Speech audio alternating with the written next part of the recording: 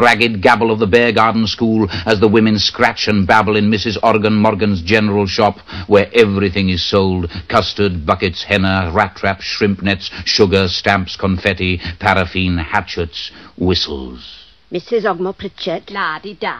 Got a man in Bilthwells. And he got a little telescope to look at birds. Willy-nilly said, remember her first husband? He didn't need a telescope. He looked at them undressing through the keyhole. And he used to shout, tally-ho! But Mr. Ogmore was a proper gentleman. Even though he hanged his collie. Seen Mrs. Butcher Bynan? She said Butcher Bynan put dogs in the mincer. Go on, he's pulling her leg. Now don't you dare tell her that, there's a dear. Or she'll think he's trying to pull it off and eat it.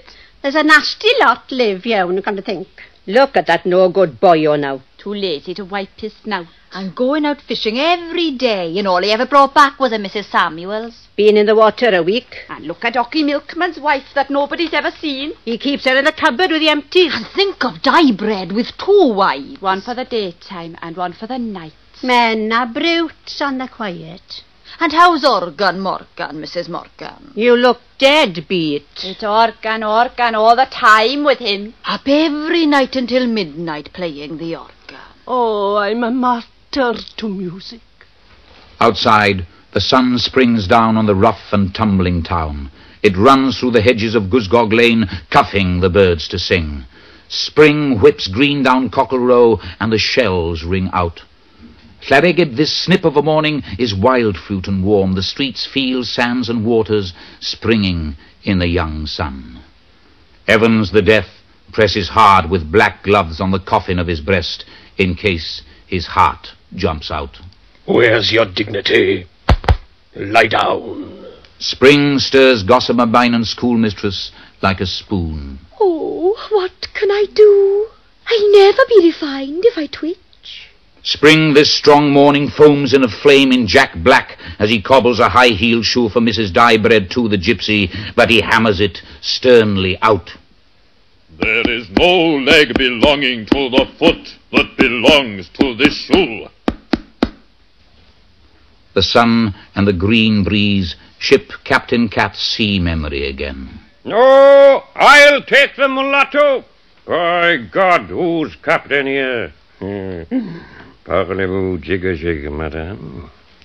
Mary Ann Sailor says very softly to herself as she looks out at Llaregib Hill from the bedroom where she was born. It is spring in Llaregib, in the sun in my old age, and this is the chosen land.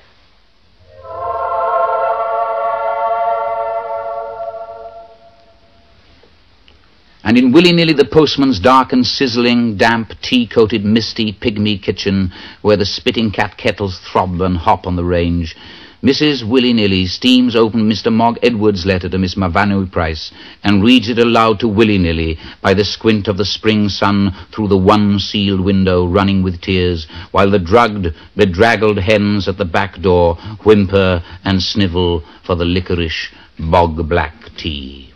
From Manchester House, Llaregib.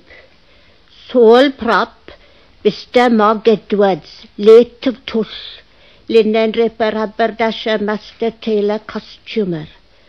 For West End negligee, lingerie, tea gowns, evening dress, trousseaux, layettes. Also ready to wear for all occasions. Economical outfitting for agricultural employment, our speciality. Wardrobes bought. Among our satisfied customers, ministers of religion and JPs. Fittings by appointment. Advertising weekly in the Tush Bugle. Beloved Mavanui Price, my bride in heaven. I love you until death do us part, and then we shall be together forever and ever. A new parcel of ribbons has come from Carmarthen today. All the colours in the rainbow. I wish I could tie a ribbon in your hair, a white one, but it cannot be. I dreamed last night you were all dripping wet, and you sat on my lap as the Reverend Jenkins went down the street. I see you got a mermaid in your lap, he said, and he lifted his hat. He's a proper Christian.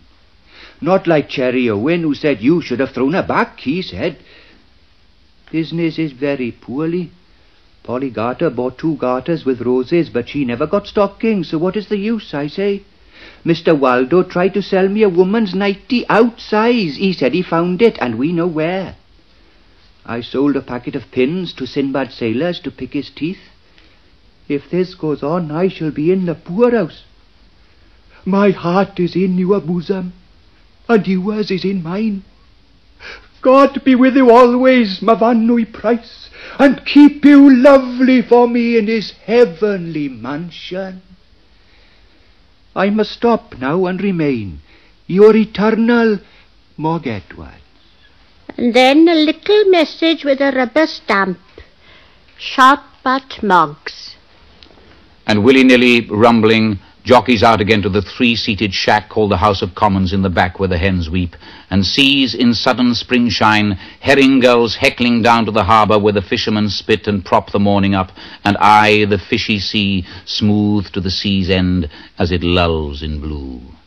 Green and gold money, tobacco, tin salmon, hats with feathers, pots of fish paste, warmth for the winter to be, weave and leap in it rich and slippery in the flash and shapes of fishes through the cold sea streets. But with blue, lazy eyes, the fishermen gaze at that milkmaid whispering water with no ruck or ripple, as though it blew great guns and serpents and typhooned the town. Too rough for fishing today. And they thank God and gob at a gull for luck. And moss slow and silent make their way uphill from the still, still sea towards the sailors' arms as the children spank and scamper rough and singing out of school into the draggle-tail yard. And Captain Cat at his window says soft to himself the words of their song. Flossie snail, get the baby in the milking pail.